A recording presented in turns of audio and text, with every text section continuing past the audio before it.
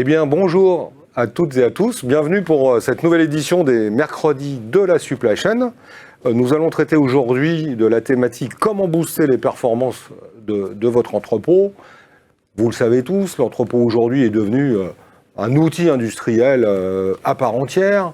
Les méthodes, les nouvelles organisations, les systèmes d'information, la digitalisation, l'ensemble des éléments de mécanisation, d'automatisation et de robotisation ont bouleversé la donne, toujours pour garantir un meilleur niveau de service au meilleur coût, classique en matière de logistique et de supply chain, et dans un contexte où les variations d'activité, les changements de gamme, de nombreux phénomènes rendent le challenge d'optimiser cet entrepôt de plus en plus crucial pour leurs patrons. Alors aujourd'hui, j'ai le plaisir d'accueillir sur cette thématique-là un ensemble de témoins qui vont pouvoir nous en parler, échanger entre eux.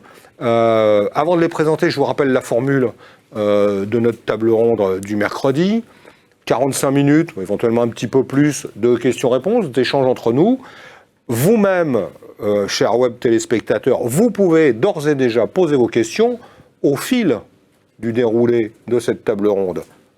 Posez encore vos questions, nous reprendrons les questions à la fin, et vous le savez, pour les habitués, si jamais nous étions un peu contraints par le temps, vos questions seront remises à tous les intervenants qui pourront prendre contact directement avec vous pour y répondre. Bien. Donc, qui avons-nous autour de la table ? Rapidement, je vais vous les présenter. Eux-mêmes vont se présenter dans un second temps. Isabelle Badoc, Product Manager de la gamme Supply Chain. De la gamme Supply Chain chez Generix Group. Bienvenue Isabelle. Merci Jean. Vous la connaissez. Bruno Coste, EY Adameo, associé, fondateur d'Adameo. Il nous dira quelques mots sur l'actualité, qui est désormais une actualité 2023, mais aussi 2024 pour le groupe. Nous avons à distance, c'est une formule que nous connaissons, Philippe Mézeret, qui est Business Development Manager de Locus Robotics. Bienvenue Philippe, je vais repasser la parole dans quelques instants. Florent Boisard, Supply Chain Software, de la BU Supply Chain Software, le Managing Director de Reflex, du groupe Ardis. Et Cyril Vernet, directeur associé et CTO de HRC Software. Bienvenue également. Alors, je vous propose que chacun, vous connaissez le principe, en une minute, se présente son activité en relation avec la thématique du jour. On va pouvoir ensuite rentrer directement dans le vif du sujet. Isabelle, Generix. Generix, on est un des éditeurs historiques de gestion d'entrepôt. On fait 28 ans, presque 30 ans qu'on est dans ce métier-là. On équipe beaucoup de sociétés à travers le monde. Un peu plus de 2000 sites tournent avec notre solution WMS. Et puis, depuis une dizaine d'années, on enrichit avec ce qu'on appelle des advanced capabilities, donc des compléments fonctionnels qui viennent faciliter la vie et intégrer la gestion d'entrepôt dans l'écosystème supply chain, notamment en combinaison avec le transport, avec les fournisseurs, avec les destinataires. Voilà, pour une vision sans couture, une approche sans couture du pilotage des flux. Merci Isabelle. Bruno Coste. Bonjour à tout le monde. Donc, créateur du cabinet Adameo, cabinet conseil spécialisé dans le domaine de la supply end-to-end. Nous avons rejoint EY, Ernst & Young pour les anciens et EY pour les nouveaux, sur toute la branche consulting, afin de consolider donc, toute l'activité SCO dans supply chain et opération du groupe EY, notamment pour la France et pour tout le périmètre Europe de l'Ouest. Nous accompagnons nos clients un petit peu comme le faisait Adameo, donc suivant une vision stratégie to transformation. Donc l'objectif étant de travailler à la fois sur la partie strat, schéma directeur, jusqu'à la mise en œuvre opérationnelle en fait de cette vision, suivant les volets métiers, digitaux et RH. Et aujourd'hui, c'est une équipe à peu près de 150 consultants pour la France et c'est à peu près 800-850 consultants pour tout le périmètre Europe de l'Ouest. Voilà, avec l'ambition d'accompagner nos clients internationaux Donc, très fortement positionné sur les sujets logistiques, entreposage et systèmes d'information afférents, donc WMS et consorts. Savoir-faire historique, Voilà. Adamio. Ok. Merci beaucoup, Bruno. Merci. Philippe Mazret, à distance. Oui, bonjour à tous. Locus, société créée il y a 10 ans environ, en 2014, société donc concepteur d'une solution de robotique dédiée à la supply chain, en particulier à tout ce qui est préparation de commandes, et pour lequel, à date, environ une flotte de 11 à 12 000 robots sont en fonctionnement à travers la planète. Locus, c'est à peu près une société de 400 personnes, donc vous en avez à peu près 25% sur l'Europe. Et je dirais que majoritairement, donc Locus œuvre sur les marchés du retail, de la supply et des 3PL à travers l'accompagnement à la préparation manuelle, puisqu'on n'a pas, je dirais, l'ambition de se positionner sur de l'automatisation, mais plus sur de l'accompagnement à la préparation manuelle. Donc on mise beaucoup sur l'humain au quotidien à travers notre solution. Merci Philippe. Florent Boisard. Merci. Je suis chez Ardis Group et j'ai la chance de diriger l'activité Reflex Supply Chain d'Ardis. Donc, on délivre une plateforme qui a pour vocation d'optimiser la logistique de bout en bout sur tous les terrains, de l'usine jusqu'à la livraison, en passant bien sûr par les entrepôts et la logistique urbaine. On équipe environ 2000 sites également, comme ma confrère, dans un peu plus de 25 pays. Et je vous remercie de m'avoir invité pour cet échange. Cyril Vernet. Bonjour, donc le groupe HRC, c'est pour une centaine de personnes sur 2 activités, 2 métiers. Un métier de conseil en organisation et système d'information centré autour de SAP, un métier d'édition logicielle pour couvrir des besoins de supply chain et maintenance, dont la partie entrepôt, et apporter de la mobilité en entrepôt. Et on a pour ambition d'être le leader de la supply chain SAP en France dans les prochaines années. Très bien. Merci à vous. Alors, ce que je vous propose, c'est on va essayer de démarrer peut-être. Alors, le sujet est extrêmement vaste finalement. On se dit dans un entrepôt, c'est une boîte. Il se passe que quelques activités. Je vous propose peut-être de démarrer en qualifiant les activités qui sont concernées par cette dimension de performance. On parle surtout de performance opérationnelle avec l'ensemble de ces dimensions que je citais en préambule. Mais quels sont avant d'attaquer les leviers, les techniques, les outils et ainsi de suite, peut-être de quoi parlons-nous en termes d'activité déjà. Peut-être Bruno. Je vais laisser parler peut-être les éditeurs. Bon, en termes d'activité opérationnelle. En termes d'activité opérationnelle, non, mais si on parle de fonctionnel et d'opérationnel, on peut parler de toute la préparation, de toute la phase de picking sur laquelle les systèmes d'information et tous les sujets de digitalisation sont extrêmement importants et peuvent être optimisés au rasoir. Toutes les phases de préparation avec la mise en œuvre justement de solutions de mécanisation en fonction de la typologie des flux, les différents process afférents à cette activité. On peut parler toute la phase de gestion de stock également et d'optimisation de ces stocks en fonction de l'évolution, en fonction du marché, les planifs, etc.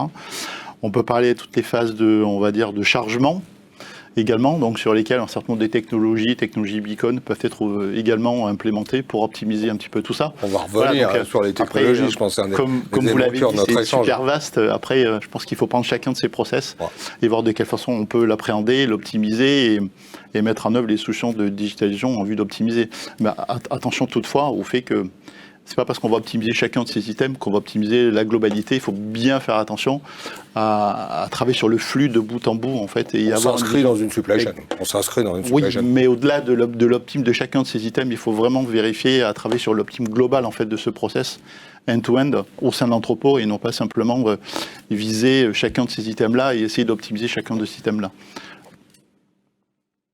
Merci. On peut compléter peut-être moi, je confirme que c'est un système global, donc les entrepôts doivent être perçus dans la supply chain, que ce soit en amont des usines ou en distribution. Dans les deux cas, la qualité de ce qui rentre en termes de flux marchandises, de données, va déterminer aussi la performance. Et j'adhère aussi au fait que l'optimisation locale d'un processus dans l'entrepôt peut être contre-performante. Et il faut envisager les flux amont et aval ensemble dans l'optimisation. C'est, à mon avis, un axe intéressant de réflexion. On gère des mouvements, il y a des entrées, il y a des sorties, il y a du stockage, comme l'évoquait Bruno. Il y a des manutentions liées à la préparation de commandes ou non. Donc là, on voit bien les dimensions mécanisation, automatisation, robotisation. Donc effectivement. Donc on est en train de dresser le portrait global. Donc quand on parle de performance, on veut parler de quoi ? Quand vous, en tant qu'éditeur, en tant que fournisseur d'équipements, quand vous voyez des clients, des prospects, des clients qui souhaitent améliorer leur performance, vous leur parlez de quoi ? De quel levier ? Alors, déjà, ce serait voir l'entrepôt un petit peu comme le centre et la plaque tournante entre, vous le disiez, les entrées-sorties, les réceptions, les marchés qui arrivent, les marchandises qui sortent. En termes de performance, on va déjà chercher de la traçabilité. En tout cas, dans le milieu industriel, ça va être un mot qui va revenir tout le temps. La traçabilité et s'assurer qu'on sait où est quel produit et d'avoir un bon alignement entre notre système d'information et la réalité du terrain. Donc la traçabilité, c'est un point extrêmement important. Optimiser ses stocks pour minimiser l'espace prix, pour minimiser les actifs qui sont immobilisés et pour être capable de délivrer le plus rapidement possible les clients qui doivent être desservis. Donc c'est en ça que l'entrepôt est vraiment central dans le processus. Ce qui pose un problème de questionnement, d'optimisation de la capacité. Est-ce que la capacité, avec les pics saisonniers qu'on évoquait tout à l'heure, on a des vrais sujets là Alors, sur la capacité, effectivement, donc là, il y a plusieurs points à dresser. C'est est-ce que l'entrepôt il est correctement dimensionné? Est-ce qu'il est bien équipé? Est-ce qu'il est bien aménagé? Est-ce qu'on stocke l'ensemble des produits qui sont stockés ont raison d'être stockés? Ou est-ce qu'en fait, on stocke des produits qui ne devraient pas l'être? Est-ce que les rotations sont correctes? Est-ce que nos stratégies de lancement sont bien mises en œuvre? Ce que vous évoquez, c'est ce qu'on doit revisiter, parce qu'en fait, on l'a fait lors de la conception de l'entrepôt. C'est ce questionnement-là, et on le revisite pour voir si on a l'optimum, c'est ça. Et effectivement, et s'assurer en façon continue qu'on continue de respecter les bonnes pratiques de mise en place initiale. En mon sens, il est important de prendre la performance dans toutes ses dimensions. La performance, elle est d'abord orientée vers le client. L'entrepôt, il a une fonction. Est-ce qu'il va être capable de délivrer la promesse ? La deuxième, économique, en termes d'investissement et de coûts de fonctionnement. La troisième, en termes de qualité de vie au travail, quel est le fonctionnement de l'entrepôt et quelles sont ses conséquences, ses impacts sur les employés, et environnemental. Donc l'entrepôt, il a un impact sur le transport, il a un impact sur le foncier. Donc la performance, elle doit forcément se prendre avec une dimension assez large, holistique. Et il a un impact sur la production, on ne l'a pas dit, mais un entrepôt mal géré, c'est-à-dire qu'on n'alimente pas la chaîne de production, une chaîne de production à l'arrêt, donc là, vraiment, c'est un élément central. La production et le client. La production et le client. Auprès de qui on doit honorer les engagements de service. Philippe, à distance, mais parmi nous. C'est vrai que l'amélioration des process est un facteur essentiel, je dirais, pour la performance de l'entrepôt. Ce qu'il ne faut pas oublier, c'est qu'aujourd'hui, une majorité d'entrepôts fonctionnent avec une main-d'œuvre, donc de l'humain, on va dire, au sein de l'entrepôt. Et la performance de l'humain doit également être, je dirais, améliorée. Et on doit lui apporter finalement des outils qui vont lui permettre de plus performer, si je puis dire, dans l'exécution de ses tâches au quotidien. À titre indicatif, par exemple, je dirais que tout le monde s'accordera sur le sujet, c'est qu'un préparateur de commandes manuel a pour habitude de passer 60% de son temps effectif en temps de déplacement, donc en temps improductif pour l'entrepôt finalement. Donc ces temps masqués ou temps improductifs qui sont mesurés à hauteur de 60% de son temps effectif de travail journalier peuvent être, je dirais, diminués, ou on peut regarder à travers des process, à travers des améliorations d'outils, etc., comment justement diminuer et rendre, on va dire, plus performant l'opérateur au niveau de l'exécution de sa tâche. Ouais, on est en train de basculer de logique qui était on va chercher le produit, donc avec des déplacements importants, vers on rapproche le produit du préparateur dans des logiques, dans du franglais, good to man, c'est-à-dire qu'en fait, peut-être que le produit ne va pas directement jusqu'à la sortie, quoi qu'il peut le faire, mais se rapproche. C'est ça l'idée que vous évoquez, ouais. Oui, tout à fait. L'objectif étant finalement que l'opérateur exécute des tâches qui soient valorisées, si je puis dire, ou qui apportent de la valeur, et pas des tâches finalement qui sont improductives pour l'exercice de l'entrepôt. on parle de productivité de la main-d'œuvre, on va parler forcément d'adéquation charge-capacité, c'est peut-être les éditeurs qui vont nous en parler davantage avec des éléments de planification et ainsi de suite, mais globalement, les nouvelles technologies, parce que c'est ça qui nous intéresse principalement aujourd'hui, le côté méthode, le côté audit des process et leur configuration, les cabinets de conseil qui savent le faire, les processus et les systèmes d'information vont s'aligner pour satisfaire aux objectifs communs, mais du côté des SI et des nouvelles technologies. Alors, qu'est-ce qui est nouveau et qu'est-ce qui justement permet, c'est le thème du jour, de booster les choses. On est un peu dans un inventaire à la Prévert, on n'est pas obligé de le faire dans un ordre précis. C'est la clé de tout pour optimiser les processus, c'est de mesurer. Et la mesure, elle est beaucoup plus fine aujourd'hui parce qu'on trace et on est capable d'archiver des données super fines. Tous les scans de tous les opérateurs dans un contexte donné, c'est-à-dire quelle commande il est en train de préparer, quel emplacement et à quelle localisation l'emplacement a été, de prélèvement a été positionné. Donc on n'est plus à regarder combien un opérateur fait de clics à l'heure. On sait positionner ça dans un contexte, dans un contexte précis et donc vraiment challenger la performance de l'entrepôt par rapport à une réalité d'exécution probable. Et ça, c'est super important, c'est déjà de pouvoir capter ces infos, les tracer, les archiver, affiner les indicateurs pour affiner les standards ou les objectifs de pilotage, enfin qui vont permettre de bien piloter l'entrepôt. On peut reboucler avec, on a parlé du côté sociétal, ressources humaines. Si on veut que les indicateurs de performance servent à booster la performance, je parle à humaine, hein, bien sûr, les machines c'est encore une autre histoire, il faut que ces indicateurs-là soient réalistes par rapport à ce que les personnes sont capables d'exécuter et soient en plus transparentes, enfin, il faut en faire des vrais leviers de motivation. Voilà. C'est peut-être, enfin, moi je trouve qu'en plus l'actualité nous montre qu'il y a certainement un virage qui est en train de se prendre sur la façon de manager et aller chercher de la bonne performance des opérateurs en logistique. Alors évidemment, ils sont guidés par le WMS, mais le WMS, il ne fait qu'exécuter des process qui ont été réfléchis par des bureaux d'études, par des consultants, voilà. Et ces process, et ainsi que les indicateurs de mesure de performance. Pour moi, il y a un vrai sujet actuel sur l'affinage des mesures de performance grâce à ce qu'on est capable de mesurer aujourd'hui, qui est beaucoup plus fin, qui va plus loin. Et puis il y a aussi l'univers de l'automate, des robots, où finalement un opérateur, il est rarement tout seul à exécuter sa mission. Souvent, il est en collaboration avec typiquement un robot locus. Et là aussi, il faut savoir définir le bon indicateur de performance qui va prendre la capacité de l'un et de l'autre et surtout la capacité du couple. Enfin, c'est même pas un couple durable puisque les robots vont à la rencontre de différents opérateurs. Donc voilà, c'est vraiment prendre un autre prisme. On veut beaucoup appliquer, je trouve, les pratiques de gestion de production aux gestions d'entrepôts. Et moi, plus j'essaye de le projeter et de le faire, plus je me dis, mais attention, l'entrepôt, c'est pas tout à fait comme une usine. L'entrepôt, c'est une usine à fabriquer des colis. C'est simple de dire ça. Mais non, il y a des choses très différentes au final. On n'a pas de planification basée sur des prévisions aussi fines. On n'a pas des runs de fabrication. On a besoin de beaucoup plus de flexibilité. Un entrepôt, on peut lui donner beaucoup plus de flexibilité.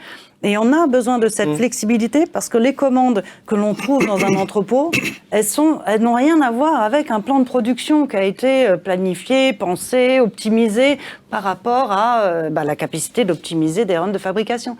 On peut pas, vous voyez, donc cette souplesse-là amène une complexité et un besoin d'adaptation qu'il faut considérer dans la manière qu'on a d'organiser les processus, de les mesurer. Et ce que j'entends, c'est que par rapport à une terminologie qu'on utilisait il y a encore quelques années, on a largement dépassé le temps réel. On est dans le monitoring instantané, quasi. Ah, là, tu rentres dans un sujet très polémique. C'est pour ça, c'est intéressant. C'est intéressant. C'est intéressant. Mais c'est un sujet super intéressant. Est-ce qu'on a besoin de ça? C'est-à-dire de suivre en temps réel ce que font les opérateurs? Je parlais des flux. Des flux. Alors, Des flux oui, et des alors là, process. savoir Alors, où t'en es effectivement, complètement. c'est un sujet polémique. Oui, c'est ça. Si on parle des opérateurs. Les parlais flux, 100% d'accord. Les opérateurs, Bah, c'est oui. l'actualité. Si on est capable de le mettre dans... Mais Complètement. complètement, ouais. Hein, donc, Moi, je pense qu'il faut mesurer le résultat et identifier pourquoi on est en train de dévier de l'objectif, et ça en dynamique. C'est pas toujours du fait des opérateurs, ça peut être du fait de plein d'autres événements, et c'est ça qu'il faut savoir maîtriser. Exactement. Qu'est-ce qui est en train d'impacter ma performance ? on va revenir dessus. Florent le disait tout à l'heure, hein, donc il parlait de tenir la promesse client, c'est ça le premier sujet, hein, et il parlait aussi de dimension RSE.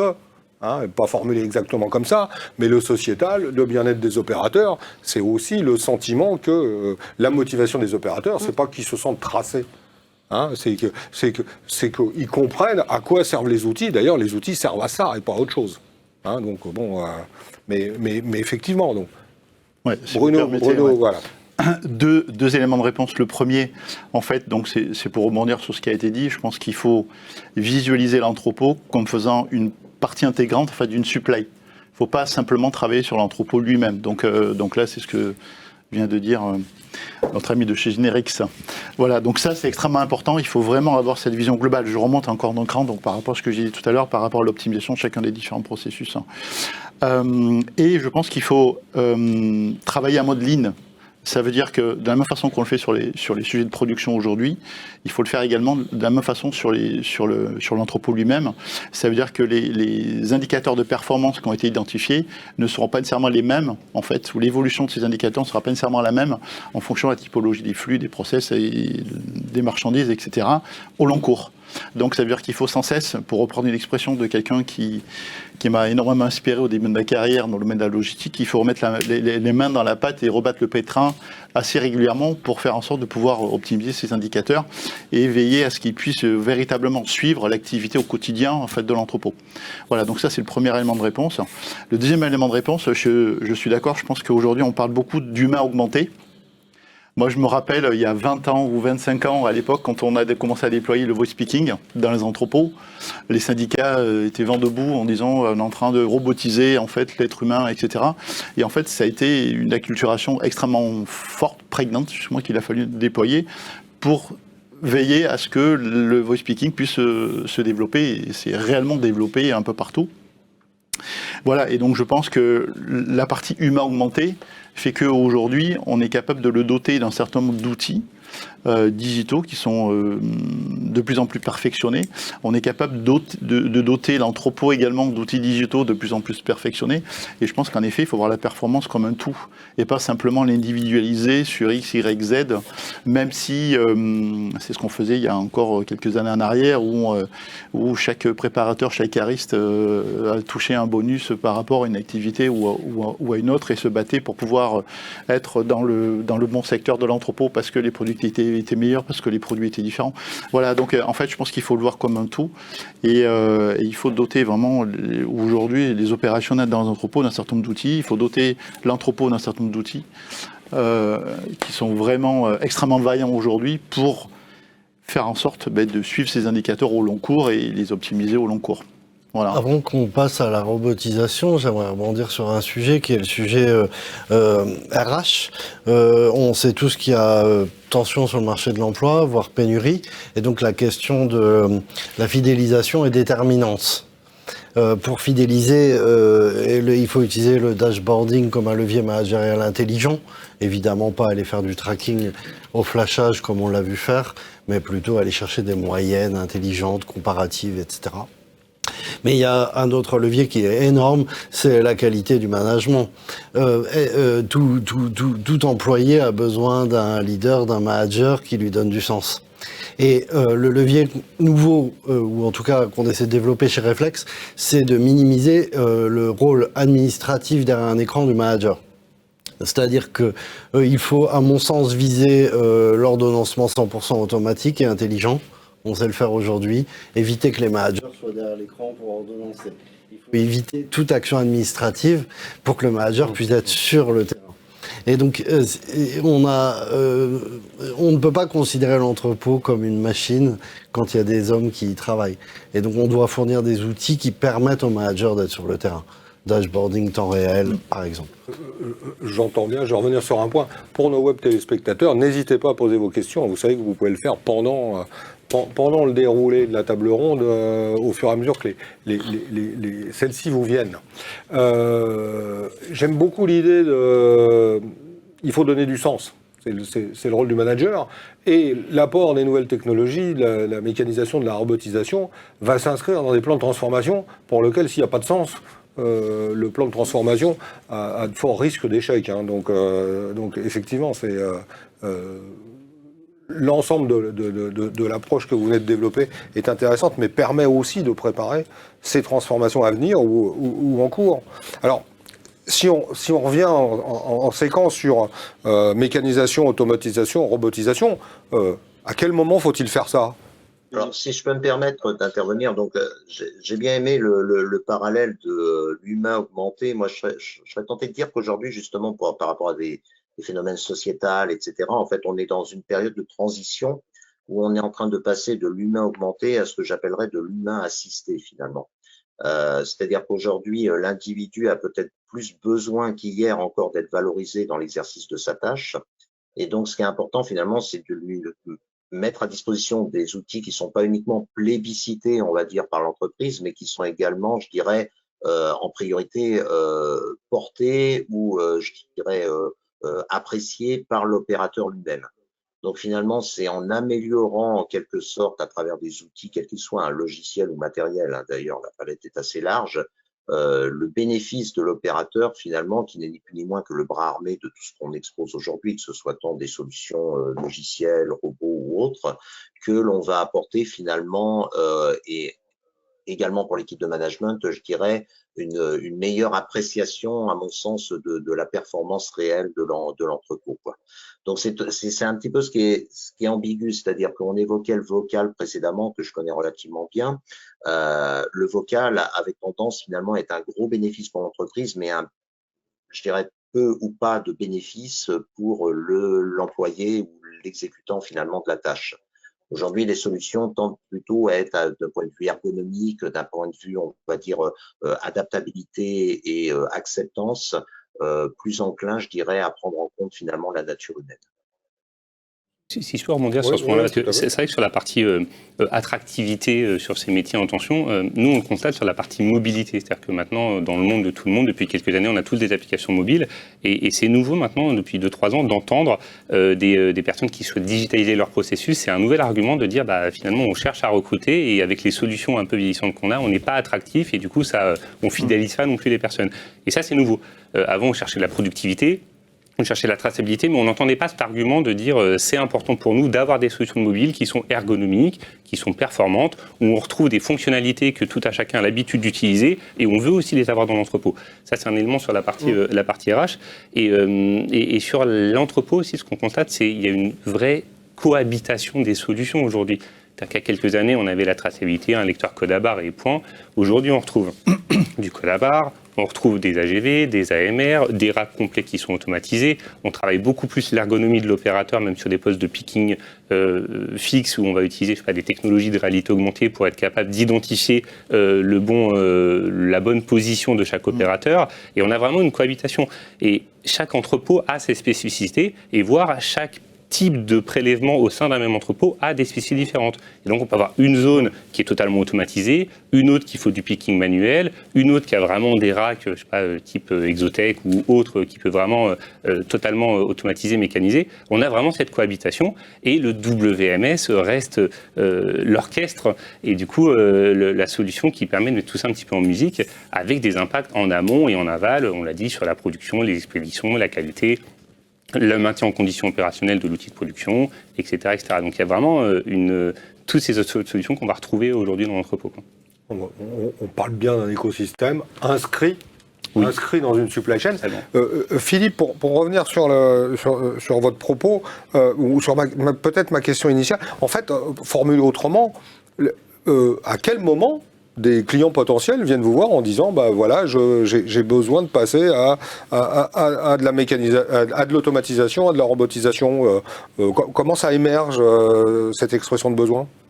Je dirais que majoritairement, bon après il y a différents cas de figure et je dirais que tout à chacun, je dirais, a un focus qui est la satisfaction client en quelque sorte, puisqu'il ne faut pas oublier que, comme on l'a évoqué tout à l'heure, la partie entrepôt fait partie d'une chaîne logistique qui va jusqu'au client final ou jusqu'au magasin, tout dépend si on est sur des process B2C ou B2B, quoi.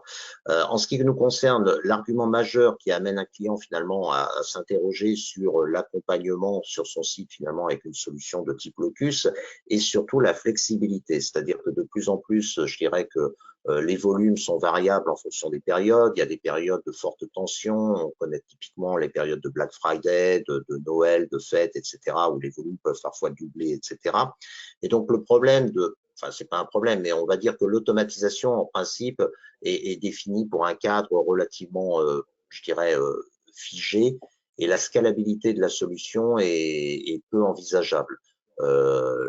C'est une des motivations majeures, je dirais, qui amène finalement des prospects à se mettre en relation avec nous. C'est cette notion de trouver une solution qui réponde à des besoins de scalabilité en fonction des flexibilités d'activité, des variations d'activité, pardon, des fluctuations d'activité. Renaud ? Oui, c'est un des items. Après, on a aussi pas mal de clients qui viennent nous voir parce qu'ils se posent des questions déjà par rapport à la MiCA, à l'automatisation, parce qu'aujourd'hui, beaucoup de personnes en parlent, mais on est un peu retardataire en France, en tout cas, sur la mise en application de ce type de solutions, mécanisation, automatisation, robotisation.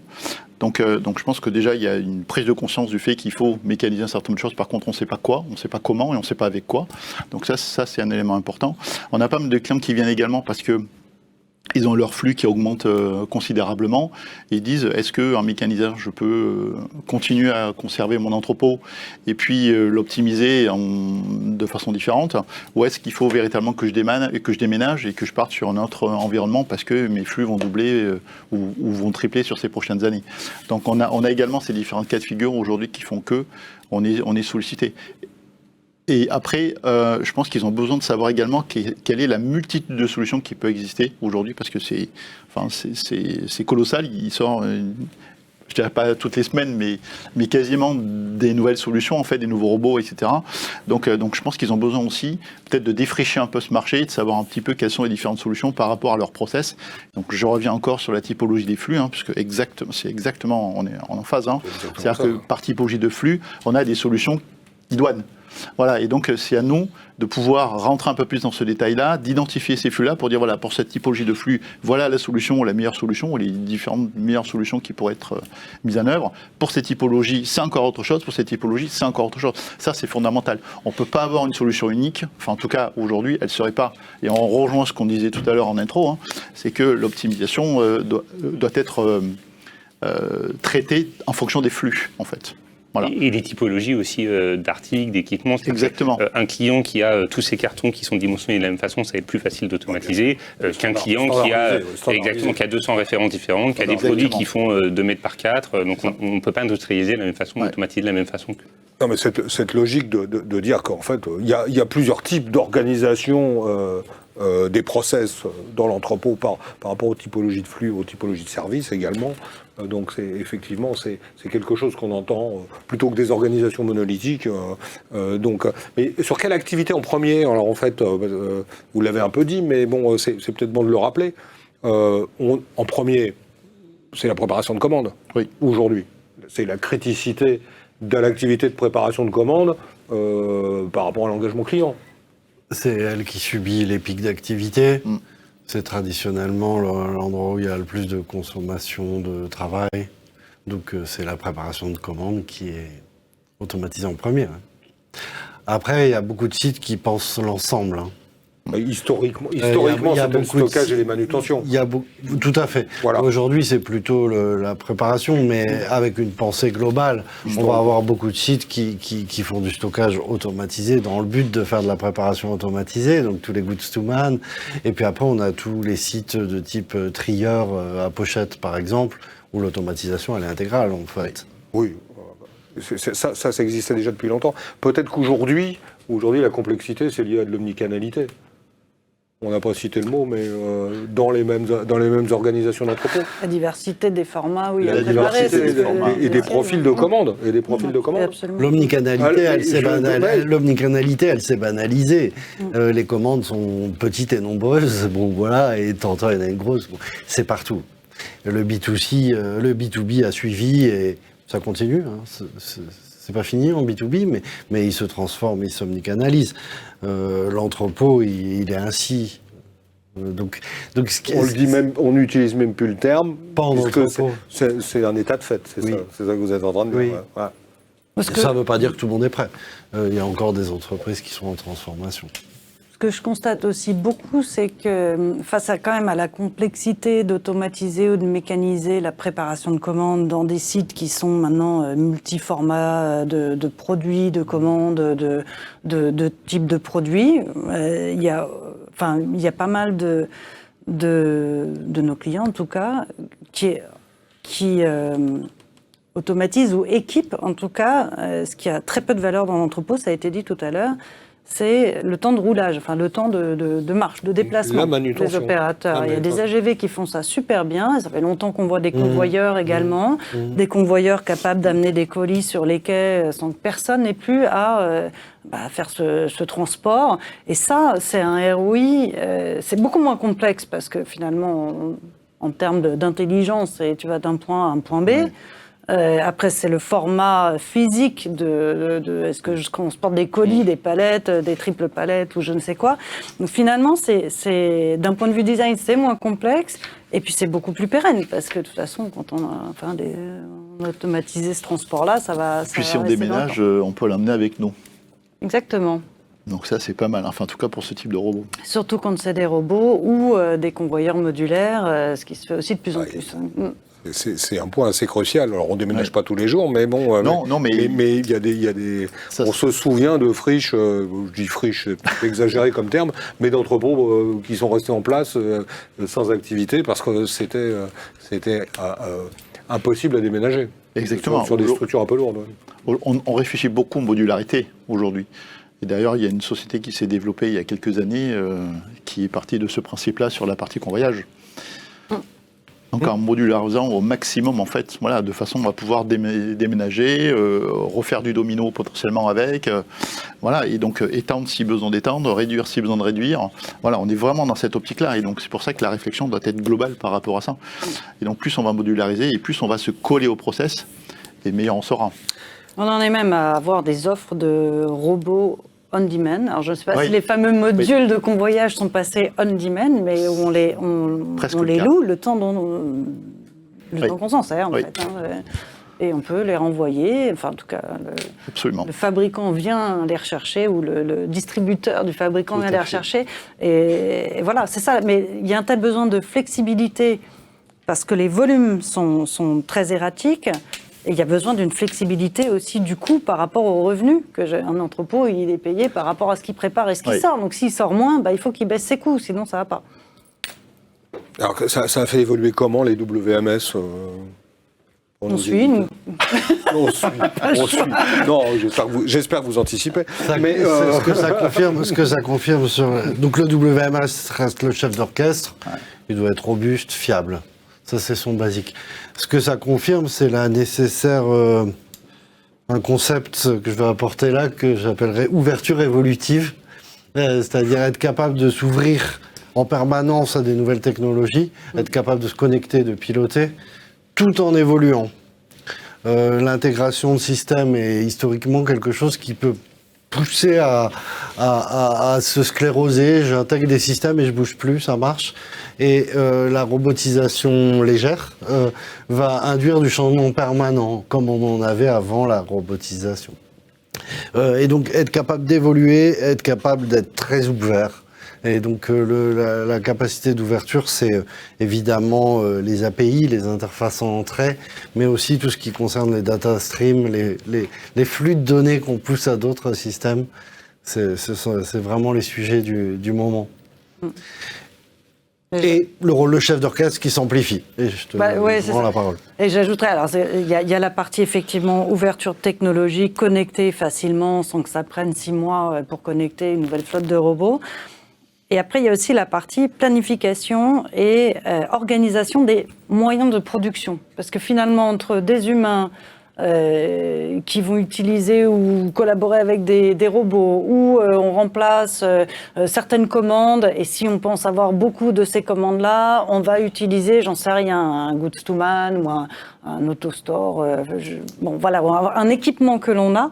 Donc, tous les jours, en fonction de ce que l'on anticipe comme typologie de commande, là, c'est pas je vais sortir 15 000 colis ou c'est des profils de commandes. On parle des profils de voilà, commandes. Je vais sortir X palettes hétérogènes pour ce client dont je sais que je mets tant de temps à les préparer parce qu'il est chiant, il me demande des intercalaires et j'exagère, hein, je ne devrais pas parler comme ça, mais parce qu'il est exigeant, voilà, il est exigeant et tout ça, il faut pouvoir évidemment faciliter pour nos clients le fait d'appréhender comment il va organiser ses moyens de production, dont les ressources humaines, mais pas uniquement les ressources humaines, et les dimensionner pour demain, pour après-demain, anticiper un peu plus ou moins pour les intérimaires, pour que tout ça, ça puisse tourner. Parce qu'à un moment donné, si on est short au niveau ressources, on il y a du s'en plus les prédictif, commandes. là. Il y a de l'AI derrière. Bien sûr. On ne dit pas le terme, mais il y a vraiment de l'AI derrière. La clé, Et de l'optimisation. La clé, c'est que le mode de préparation d'une commande n'est plus quelque chose de figé.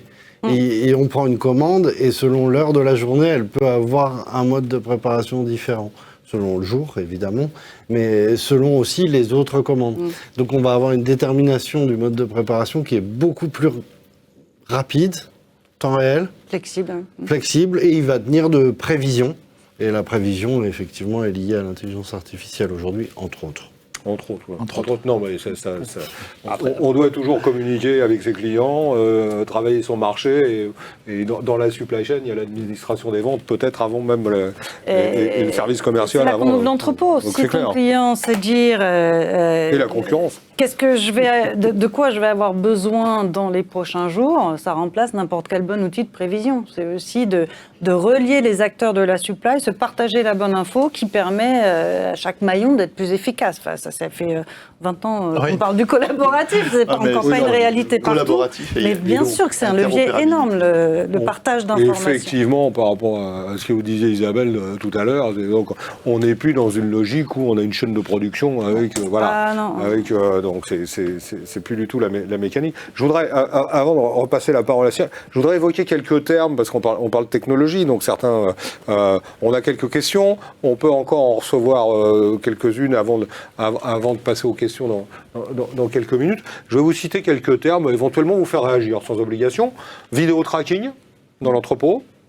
Qu'est-ce qu'on fait avec ça? C'est nouveau. Des balises, beacons, les IoT.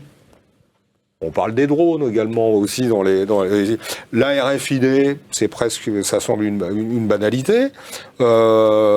Les analyses vidéo intelligentes qui complètent le vidéo tracking.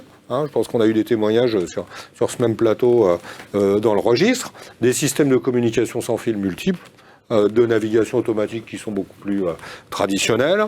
Ces analyses de données proche du temps réel, même s'il n'y a pas forcément l'exigence temps réel. Ça nous donne vraiment beaucoup de choses avec des systèmes de gestion des commandes.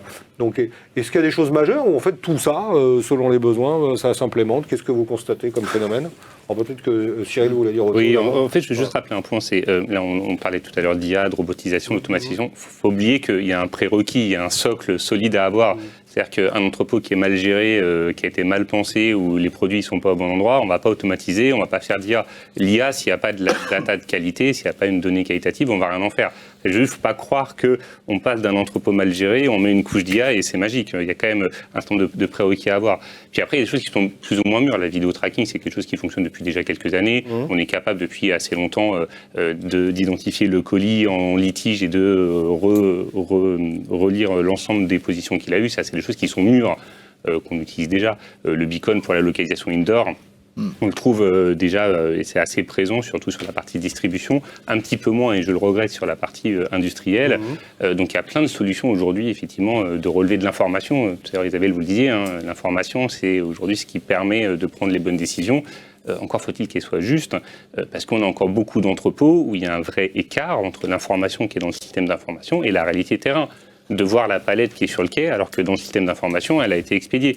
Donc, il y a déjà beaucoup de choses à faire sur cette étape-là pour avoir une donnée de qualité et une réalité entre ce qu'il y a dans le système et ce qu'il y a sur le terrain. Et ensuite, on peut mettre de nouvelles solutions. Il n'y a pas que de l'analyse vidéo intelligente a posteriori, il y a aussi des données injectées qui sont de qualité. Mais ça, on sait qu'un fichier produit, pour un entrepôt, un fichier produit de mauvaise qualité est générateur de multiples problèmes. On le sait, mais on sous-estime le nombre d'entrepôts qui ont déjà ces étapes de retard sur cette partie-là. Alors moi, je rebondirais sur ce point-là, parce que la qualité de données, on pourrait penser que c'est quelque chose d'extérieur à l'entrepôt, mais pas du tout. Je veux dire, la procédure de réception, lorsqu'elle détecte un article nouveau, elle doit demander à l'opérateur d'améliorer la donnée. Lorsqu'on fait du précolisage et qu'on a régulièrement des erreurs de précolisage d'un article dépasse ces erreurs-là, on peut les détecter. On n'a pas besoin d'intelligence artificielle, on fait un tri des erreurs et on va voir que tel article est en erreur. Et donc un WMS aide à fiabiliser ce genre de choses. Et les technologies, elles sont nombreuses. Ce qui est important, c'est qu'elles soient 100% orchestrées. Donc les terminaux de nos opérateurs technologie mobile Android sont connectés au beacon, sont connectés à la RFID, sont connectés au Pic-to-Light ou aux écrans déportés. Et donc toutes ces technologies que vous avez citées, elles sont toutes au service de l'opérateur. On va essayer de simplifier son travail. En lui mettant un écran déporté sur un gant, un écran déporté sur une montre, pour éviter d'avoir à prendre son terminal.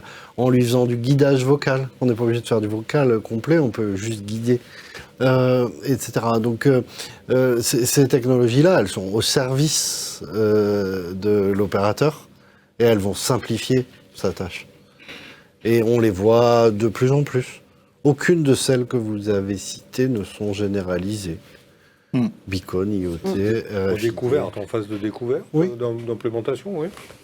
D'implémentation au début. Oui. C'est comme tout on a dépassé les proof of concept, on est quand même dans de l'implémentation, mais on est en train de voir lesquelles sont les plus pertinentes. C'est ça. C'est surtout que l'innovation technologique, souvent, elle sort parce qu'elle répond à un besoin très précis. Et ce besoin très précis, il n'est pas forcément le même dans tous les entrepôts, chez tous les clients. Donc, il va continuer cette techno. Enfin, c'est comme ça que se développent les startups, sur un use case. Et puis, une fois qu'il faut aller chercher d'autres use cases, elles sont comme les grosses entreprises, elles ont du mal à innover. C'est là la limite. Et c'est pour ça que toutes les technologies ne se développent pas dans tous les entrepôts. Voilà. Et c'est un peu... Alors, c'est un challenge et en même temps, c'est ça qui est amusant, c'est d'aller, pour chaque use case, essayer de trouver une solution. Exactement. Avec l'enjeu, pour qu'elle soit rentable, il faut quand même la déployer suffisamment pour amortir les frais de R&D et de déploiement. Elles doivent être robustes et fiables aussi. Ouais, robustes, si c'est pas vraiment solide en entrepôt, ça va pas durer. Et fiable, on l'a vu avec des technologies qui ont des fiabilités à 90%. Par exemple, la RFID, ou je sais pas, 95, je sais pas quel est le chiffre, mais en entrepôt, c'est 100. On n'a pas utilisé les termes, mais ce que vous évoquiez, en tout cas, votre propos me fait penser qu'on a dans les WMS toutes les notions d'inventaire, toutes les notions d'enquête, d'identification des erreurs, et tout ça permet d'améliorer la performance en mettant le doigt sur des dysfonctionnements ou des potentiels éléments à prendre en compte pour des paramétrages, pour des applications. Les technos que vous avez cités, là, notamment Computer Vision, donc la partie vidéo, ou Beacon, elles ont surtout ces technos-là pour vocation de vérifier que la vision théorique qu'a le WMS est bonne par rapport à la réalité physique du terrain. Est-ce que j'ai le bon nombre de colis à mon emplacement picking? Est-ce que j'ai le bon nombre de colis sur mon support hétérogène préparé? Est-ce que j'ai bien expédié dans le bon camion? Donc, et ça, c'est important parce qu'effectivement, si on reboucle au tout début, performance, productivité et qualité, c'est les deux enjeux de l'entrepôt, quantité et qualité. Sur le sujet, alors la productivité, ça y va, mais sur la qualité, c'est là que souvent le bas blesse. Ça coûte cher la qualité. Si on doit mettre des humains à contrôler tous les supports hétérogènes qui ont été faits par les petits copains, Forcément, C'était souvent c'est des très coûteux. arbitrages contrôlés Voilà. ou pas contrôlés. Et moi, je crois Prendre le risque, beaucoup ouais. à la reconnaissance d'image, qui n'est pas encore à son apogée technologique, mais il y a beaucoup de recherches dessus, même dans le grand public. Compter des gens dans une foule, et ben avec ça, on serait sans doute capable de savoir si une allée est encombrée, s'il n'y a pas une palette qui est là, qui n'a rien à faire là. Ça, le WMS, lui, il ne peut pas la détecter. Donc, apporter des compléments d'informations utiles, mais toujours en partant d'un cas précis. Et c'est comme ça qu'on va arriver à... La technologie, en soi, elle ne vaut que si elle vient au service d'un problème identifié comme étant un problème à résoudre. Le fait qu'on traite des use cases, en computer vision, c'est tellement le cas. On part d'un use case et on le fait, et ça marche, on sait le faire. Et le fait qu'on parte de ça rend difficile la généralisation, parce que le logisticien a besoin de solutions clés en main. Il ne va pas investir dans de la technologie et payer lui-même l'innovation. Il veut le résultat, en fait. Et comme elles ont été testées sur des use cases, elles sont rarement réplicables. Et la computer vision, pour l'instant, elle pâtit un peu de ça. D'ailleurs, on voit l'importance d'associer la partie hardware, matériel et software, parce que dans tout ce qu'on disait, il y a une composante physique, matérielle, des robots, des devices, des montres, des lecteurs code à barre, une caméra, etc., et une partie logicielle. Et l'association des deux est vraiment primordiale pour réussir. C'est-à-dire choisir un matériel sans penser la partie soft, c'est vous à l'échec. Penser le soft sur la partie matérielle, c'est vous à l'échec. Et c'est vrai qu'on se rend compte, l'entrepôt, c'est une multitude de solutions et matériel, hardware et logiciel. Donc il y a énormément de choses à faire et il y a des choses qui sont à maturité. Le RFID, à 20 ans, ça c'est des choses qui sont à maturité. Je sais pas, il y a eu à un moment donné une promesse avec les montres connectées. On a imaginé des choses en entrepôt. Bon, aujourd'hui, on n'y est pas encore. Par rapport à des problèmes d'autonomie, par exemple, on peut imaginer faire des choses. Mais c'est sans cesse en nouveau renouvellement et chaque nouvelle idée pour un use case précis amène une nouvelle solution matérielle, une nouvelle solution logicielle et souvent l'association des deux. Parce qu'on est aussi capable d'associer des fois des idées qu'on n'avait pas pensées. Prenons l'exemple du beacon, ça peut être aussi, ça a été utilisé, Gilles en parlerait, Gilles Tassery en parlerait, pour limiter les accidents quand les chariots rentrent dans le camion, parce qu'on a été capable de les faire ralentir en limitant logiciellement la vitesse de lecture pour être sûr que pour rentrer dans le camion, on limite. C'était pas un usage, j'imagine, au début. Ouais. Et du coup, on crée des nouveaux usages en associant les deux. Le cas, Mais c'est ça. présenté par Identique, effectivement, est assez intéressant sur... Donc si je dois prêcher un peu pour ma paroisse, donc pour la partie consulting, lié au fait qu'il y a cette multitude en fait de solutions techno, l'idée c'est d'aller piquer donc celles qui vont convenir au cas d'usage en fait sur lesquels et sur le process, sur le flux en fait sur lequel on doit travailler pour identifier justement ces bandes techno à déployer par rapport à ce cas d'usage. Ça c'est fondamental. Et pour rebondir sur ce que disait Isabelle tout à l'heure, en fait c'est vrai que l'IA permet aujourd'hui, notamment l'IA, permet aujourd'hui, parce qu'il ne faut pas considérer l'IA seulement comme IA, parce qu'on peut parler de tout un tas d'innovations connexes en fait à l'IA, permet aujourd'hui de pouvoir identifier potentiellement ou de pouvoir vérifier le fait que le réel correspond en fait à l'informatique. Mais de plus en plus, on va plus loin. Voilà, donc on parle de générative IA aujourd'hui. Donc l'idée maintenant, c'est de rajouter un peu de cognitif là-dedans et de faire en sorte d'essayer de creuser un petit peu tout ça et faire en sorte que la technologie puisse être force de proposition et devenir beaucoup plus proactive en fait. Et aider en cela l'humain pour pouvoir augmenter l'humain. Enfin, je reviens encore à la notion de tout à l'heure. On va y revenir, je pense. Mais on est vraiment dans ce cas de figure-là aujourd'hui où il faut véritablement redonner du sens en fait à l'humain qui est aujourd'hui sur la plateforme logistique, parce que on pouvait le considérer potentiellement à un moment donné comme étant une fourmi travailleuse, mais là l'idée c'est de redorer un peu le blason et de lui donner la technologie. Alors nous faites pas la conclusion, parce que ça peut être un peu la conclusion de l'ensemble de la table ronde, mais on va peut-être la reprendre en faisant un tour. Je vais vous proposer, philosophiquement, je pense que c'est important et il faut l'appréhender de cette façon-là. Oui, tout à fait. Je vous propose de prendre quelques questions. On dérape un tout petit peu, mais on le savait. Donc on va prendre 3 questions et on fera un petit tour de table en conclusion après les questions, si vous voulez bien. Hervé. Bonjour Jean et bonjour à tous. Alors première question, quel est le bon équilibre entre affinage des mesures de performance et le positionnement récent de la CNIL envers Amazon?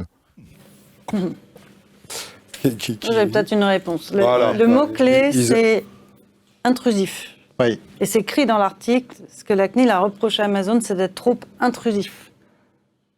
Alors, à nous et à nos clients avec nos solutions, elles donnent des moyens, mais voilà, c'est pas elles qui disent je veux tel indicateur. Elles permettent de faire les indicateurs et le WMS a les données qui permettent de produire ces indicateurs. Oui, on peut contrôler si le type il met moins de 1 seconde 25 entre 2 scans parce que sans doute qu'il est incentivé au nombre de scans. Voilà, donc forcément ça amène des dérives, mais ce que la CNIL a reproché, c'est le côté intrusif. Il y a moyen de contrôler la performance ou la qualité, la performance en volume ou en qualité, je pense, et ça doit être dans nos esprits quand on évoque les cahiers des charges, sans pour autant coller une caméra dans le dos des opérateurs ou mesurer à la seconde près ce qu'il est en train de faire. Et ça fait partie maintenant de l'équation. Enfin, c'est un des éléments dont on doit tenir compte dans cette équation de comment je mesure et aussi quels indicateurs de performance je mets pour qu'il reste des facteurs de motivation et pas que ce soit finalement des sanctions. Ouais. Non, mais les échanges dans les entrepôts avec nos partenaires sociaux, depuis des années, dès la jeunesse du voice speaking, et des choses comme ça, on avait effectivement des échanges qui étaient justement sur cette... l'autonomie préservée de l'opérateur. Ça va nous... Question très intéressante qui va nous rapprocher d'un des éléments de conclusion. Hervé, une autre question ? Est-ce que des solutions d'automatisation souples ou modulables de type étagère mobile peuvent être une réponse aux problèmes des aléas de commande et aux pics d'activité ? Philippe veut répondre ou pas ? Le sujet, en fait, si j'ai bien compris, c'est une demande sur la justification d'étagères mobiles, en quelque sorte. C'est ça, bon. L'infrastructure va être variable. Il faut regarder sur site, finalement, les composantes, finalement, et les prérequis. C'est vrai que tout ce qui est mobilité a l'avantage, finalement, de pouvoir, je vais reprendre un petit peu, je dirais, l'argument d'Isabelle, à savoir que finalement, ce qui est intéressant, c'est d'avoir une solution qui soit on demand. C'est-à-dire que l'on puisse faire évoluer dans le temps, qu'il puisse être éventuellement variable selon les besoins de l'entrepôt, etc. Donc la mobilité en fait partie au sens large, que ce soit étagère ou d'autres technologies, robots, etc. Le WMS doit apporter aussi une réponse, c'est-à-dire que si lundi à 14h, l'équipement mécanisé n'est pas capable de répondre à la demande, alors on doit pouvoir passer en manuel. Donc c'est bien la question de la détermination du mode de préparation en temps réel et en permanence qui est la meilleure réponse à l'agilité. Même si évidemment les robotisations légères ont une meilleure scalabilité que les robotisations lourdes.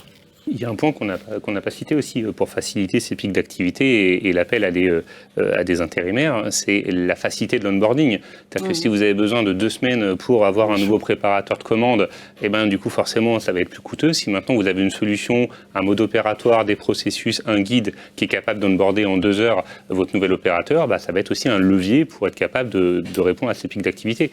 Il y a aujourd'hui la possibilité de répondre par ce biais-là. Attractivité du métier également. Ergonomie, digital learning. Aujourd'hui, il y a plein d'outils modernes pour accélérer la montée en performance des opérateurs. Une dernière question, Hervé, en régie ? Oui, alors un cas précis. Quelles sont les solutions d'automatisation pour un entrepôt qui gère des produits volumineux et très variés comme des matelas, canapés ou meubles ?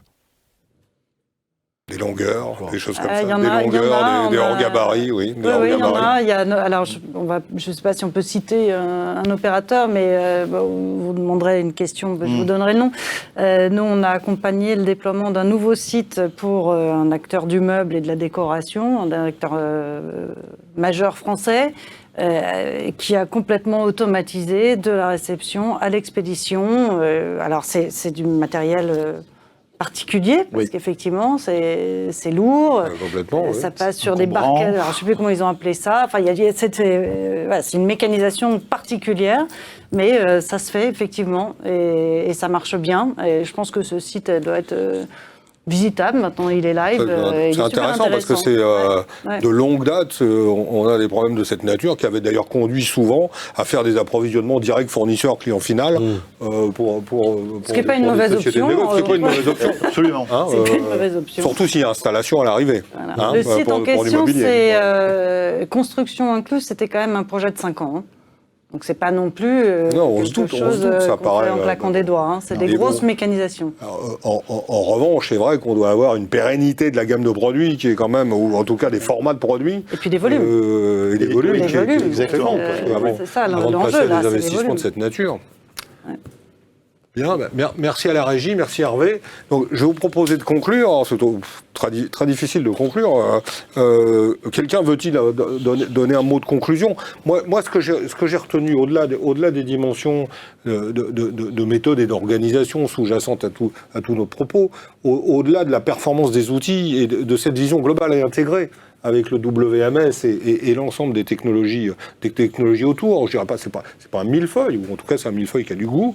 Donc c'est presque une gourmandise. Moi, ce que j'ai envie de retenir, c'est que et c'est vraiment revenu et c'est vraiment été omniprésent dans les propos de vous tous. L'homme est clé dans le dispositif. C'est sous-jacent à tous les propos, pour définir les use cases, mais aussi pour s'approprier les outils, mais aussi pour, avant même de s'approprier les outils, Philippe l'évoquait, Florent l'évoquait, pour choisir les outils, tout ça dans une logique de sens. Donc la performance d'un entrepôt, c'est pas chercher de la productivité pour chercher de la productivité, c'est pas mettre en place des nouveaux outils pour des nouveaux outils, c'est globalement se donner une direction et dans la logique cité en introduction, de réponse à des clients, à des marchés et à des besoins. Donc peut-être... Si je peux me permettre, Oui, bien sûr, oui. je peux me permettre parce que je vais devoir vous quitter, hein, je suis désolé. En ce qui me concerne, donc, je pense que les choix doivent être mutualisés ou partagés entre, on va dire, l'équipe de management et les opérateurs eux-mêmes. Quel que soit l'outil, en fait, si l'outil n'est pas, on va dire, adopté par les deux parties et chacun n'y trouve pas finalement son bénéfice ou son intérêt, on va dire, je dirais que ce sera un investissement qui sera vain et pour lequel le retour sur investissement ne sera pas matérialisé, quoi. Donc d'expérience, on s'aperçoit finalement que le succès de la solution, quel qu'il soit, en fonction des technologies, en fonction de la composante matérielle ou logicielle ou autre, ne vaut que s'il y a un facteur d'acceptation, on va dire, des deux parties. Moi, je pense que si tout à chacun veut se lancer dans un projet d'automatisation, de robotisation ou autre, finalement, il faut pas hésiter à partager, il faut pas hésiter à communiquer en interne avec les différentes composantes de l'entreprise, si je puis dire, que ce soit les ressources humaines, que ce soit les ergonomes, que ce soit les opérateurs ou que ce soit les équipes de management. Je dirais que c'est un bon point de départ finalement pour savoir vers quoi aller et éventuellement quoi tester en termes d'opérationnel ou autre sur le site. Merci Philippe, on vous libère si vous avez une contrainte, mais on va conclure. D'ailleurs, je propose de retenir votre dernière intervention comme mot de conclusion. Je peux rajouter juste un petit mot. Je ne voulais pas nécessairement conclure. Non, je veux dire c'est pas dans ce sens-là. Aujourd'hui, je pense que la dimension sociétale est de plus en plus présente dans les stratégies d'entreprise. Et donc, elle doit se retrouver au sein, justement, de l'entrepôt logistique. Ça, c'est fondamental. Et donc, l'homme doit reprendre sa place, je pense, au cœur, en fait, de cette stratégie. Voilà. Pour l'attractivité des métiers, pour l'adaptation aux nouvelles générations. Exactement. Ça sera un autre débat et, avec plaisir. Auquel nous vous inviterons sans doute.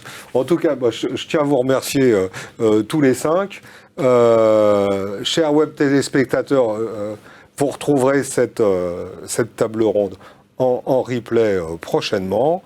Et je vous donne rendez-vous bientôt pour un prochain mercredi de la Supply Chain. Au revoir, bonne journée.